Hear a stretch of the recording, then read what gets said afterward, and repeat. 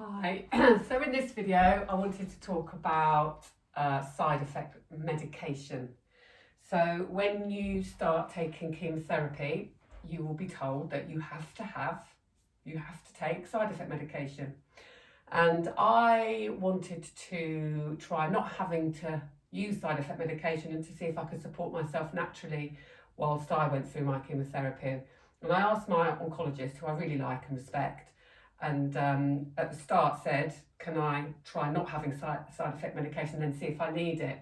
And she said, I really think you're going to need at least the steroids and the anti-sickness tablets. So they give you a big box of medication for side effects when you have your first treatment. So I was having 9-hour infusions to start with. So I was having 2 different types of chemotherapy I think I had them for an hour each.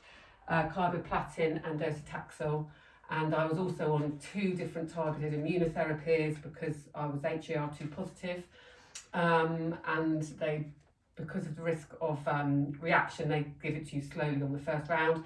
Plus then they obviously give you the maximum amount of steroids they give for any chemotherapy treatment is the one that I had, and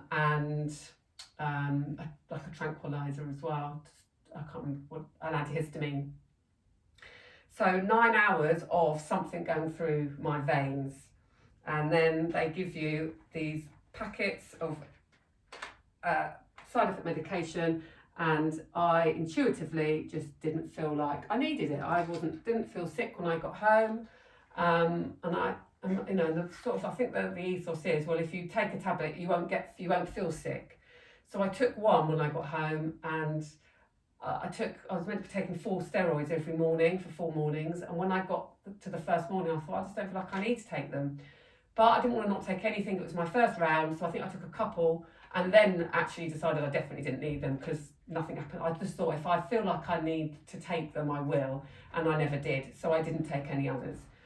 And then when I spoke to my oncologist next, I asked her if the steroids were helping the chemotherapy be effective, and she said no, it is just to manage side effects. So basically I didn't take any since. Nothing. No steroids, no anti-sickness. I was never sick. I never even really felt sick. And not taking the steroids helped me sleep better. So I definitely got sleep insomnia from the steroids when they give you the dose before you have your chemo. But when I didn't take any steroids, it meant I slept better. I also asked if I could go in earlier and start my infusions at 8:30 a.m. so that I could have my steroids first thing in the morning, because I noticed that if I had my infusions starting later on in the afternoon, I would then not sleep as well at night. And obviously sleep is healing, it's nutrition. Sleep's really important. So, in an ideal world, I wouldn't have had steroids at all, but you have to have them the day of the chemotherapy.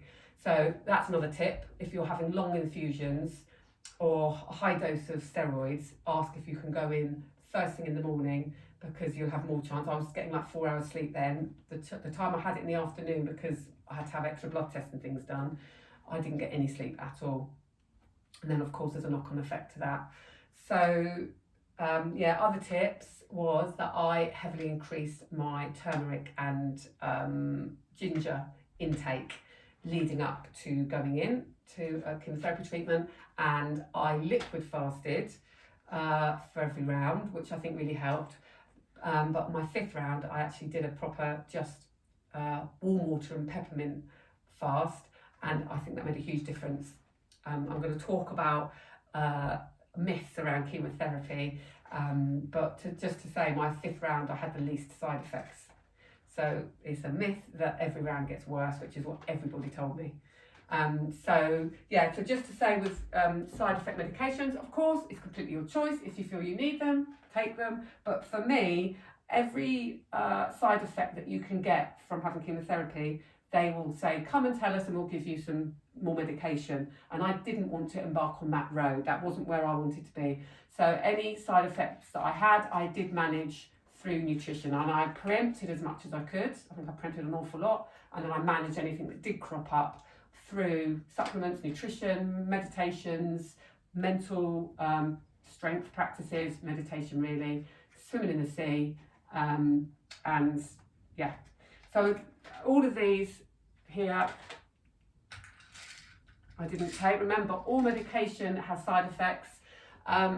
In fact, I think one of the anti-sickness side effects is that it can make you feel sick. No, it can cause headaches. I mean, it's never ending. So I personally wanted to go in with minimal medication for side effects. And everything gets broken down in the gut, and your immunity relies, well, it's all about the gut. So I really wanted to do everything I could to limit the impact of the chemotherapy on the digestive tract, which is going. There's going to be an effect, cause and effect. So by having minimal medication on top, I was helping that, and that was my main thing there. And then I've just had my operation on Tuesday. It's now Sunday, so my 5 days in, and again, look, they've given me all these packs of pain relief, and they gave this is stronger pain relief. And then they give you stuff for it's either constipation or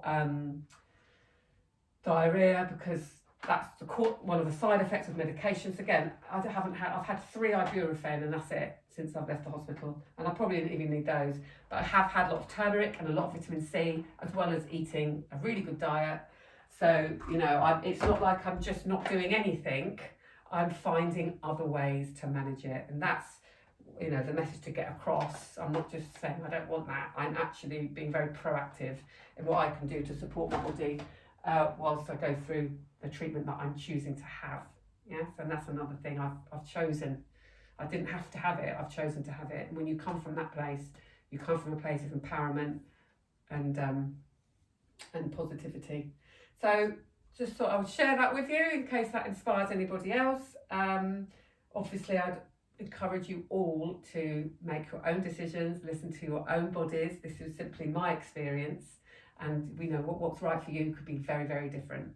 And I have been very open with my oncologist all the way through, discussed everything, and I'm very grateful that I've had an oncologist that has been open and I think has understood me and what's important to me the further along the road I've gone.